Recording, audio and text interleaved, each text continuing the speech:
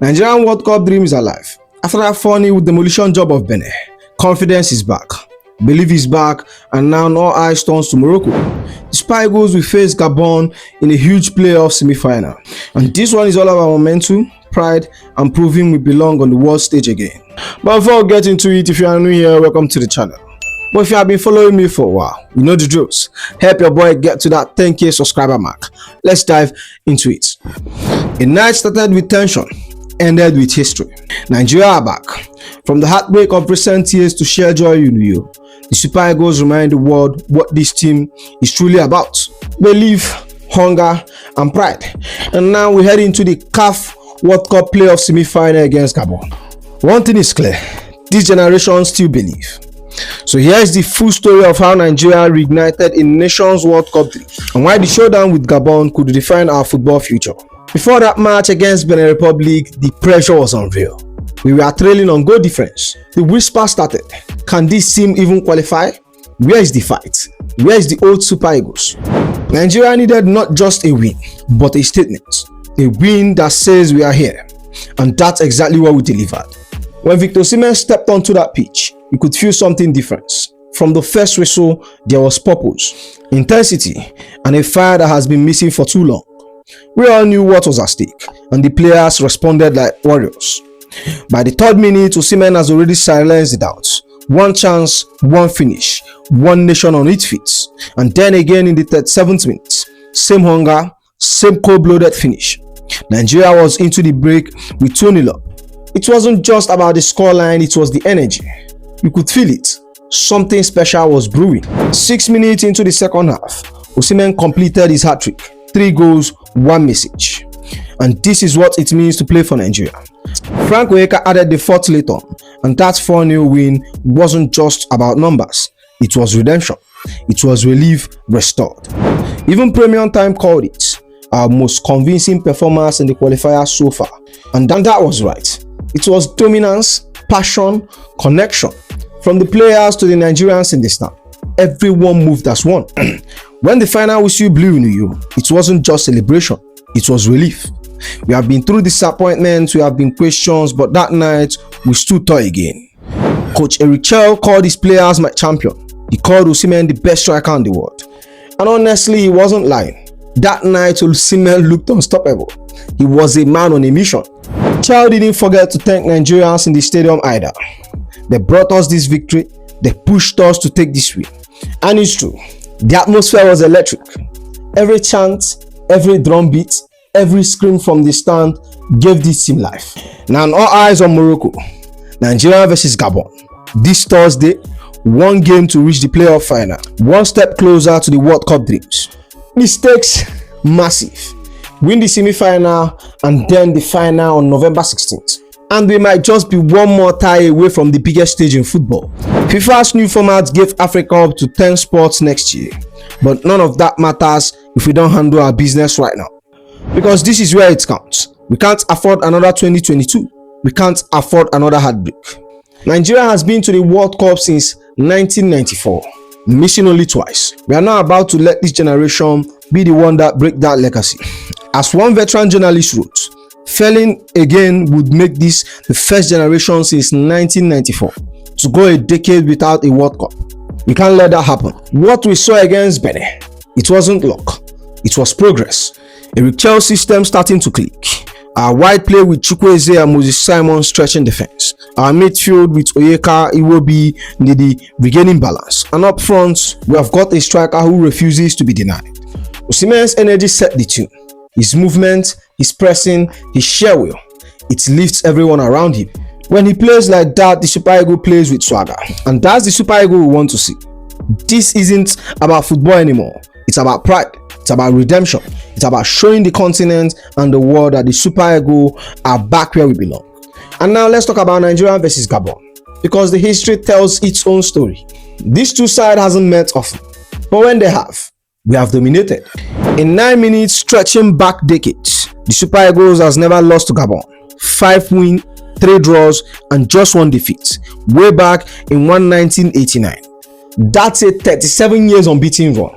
3.5 decades of Nigerian dominance. That's the kind of records that gives us a psychological edge heading into this semi-final, and Gabon knows it. Even their coach admitted himself, Nigeria were a top team in the qualifier, but this time the top team will be Gabon. You can feel the confidence, but you can also sense the pressure, because deep down, Gabon knows they are facing a nation that has been there before. A team that has been through battle, setback, and still find a way back to the top. Nigeria is not just playing to qualify, we are playing to defend our history, to remind everyone we don't bow easily. So when the whistle blows in Morocco, it's not just Nigeria versus Gabon. It's a 36 years of pride on the line. And the Super Eagles will be out to make sure that history stayed untouched. But let's be honest, Gabon aren't coming to Morocco to make up numbers, because they have got some serious name in that squad, and they believe they can hurt us. Leading the line is Pierre-Emerick Aubameyang. The veteran striker, now that Marcel is back from suspension, he's still as deadly as ever. He remind everyone how dangerous he can be when he scored all 4 goals in Gabon 4-3 win over Gambia earlier in the qualifying. At 36, he might not have the same speed, but his movement, composure, and eye for goal makes him their biggest threat. Alongside him is Dennis Bouanga from LAFC. Lightning pace, sharp finishing, and a hunger to prove himself on the international stage. Together, Aubameyang and Bouanga form a dynamic duo, one with experience and the other with raw energy. That's where our defense will need to be switched on from the first minutes. In midfield, Gabon we have Mario Lemina, the Galatasaray anchor, calm, composed. He's the one who links their play, break up attacks, and try to dictate tempo. If Lemina settles into rhythm, Gabon can grow into this game, which is exactly why our pressing and intensity in midfield has to be ruthless. And then we have Kanga, their creative spark. Benin in Turkey, he's the one who looks to unlock defense, the one who can find that killer pass. With Lemina controlling the base, Kanga pulling the strings up high, Gabon have craft in midfield, and we can't underestimate that. So yes, there are names there, the threats are there, but the difference, we have got belief, we have got chemistry, we have got momentum, and that's something no statistics can match. Now let's talk about tactics, because this is where it gets really interesting. For this game, I will be going with a 4-4-2 formation. Simple, balanced, perfect for what we need against Gabon. In goal, Stanley Wabali. Even with Mad Koko returning to the squad, Wabali starts for me. No debate. He has earned it. A lot of Nigerians has been calling for more competition in this position. But right now, Wabali gives us the calmness and confidence we need between the posts. At right back, Benjamin Fredericks, a Nigerian with 2 English names. That tells you how good he is. With no Olaino in the squad, Frederick is the feature of Super Eagles defense. He doesn't need an introduction. He's athletic, composed, fearless, and exactly the kind of modern fullback this team has been crying out for. In the heart of the defense, Shemi Ajayi and Kevin Bassey. That partnership worked perfectly against Benin, so they keep their spots. Ajayi brings experience and leadership, while Bassey gives us strength and aggression. Together, they give us that blend of calm and chaos, and when it clicks, it will be difficult to break down. At left back, Bruno Emechi, no brainer for me. Even though Zaidu Sanusi is pushing hard for that spot, Emechi edges it. He's sharper in possession, better going forward, and defensively more consistent. Now in the engine room, Wilfred Ndidi and Alex Iwobi. That's the perfect double pivot, flair and skill. Iwobi gives us creativity and tempo. Ndidi gives us control and bite.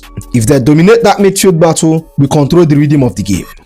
And on the left, Ademola Lookman. Back to fitness, back to form, back to doing what he does best. Carrying the ball, driving at defenders, creating dangers. He starts every single time for me.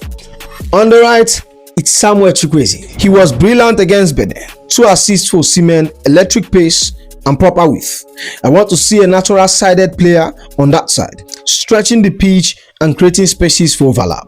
And up top, it's Victor Osimhen and Akwa Adams. We saw the link up between these two against Benin. It worked beautifully. Osimhen occupied defenders, bullies them, drags them out of position. Akwa Adams, on the other hand, uses that freedom to drift wide, attack spaces, cause chaos with his pace and flair.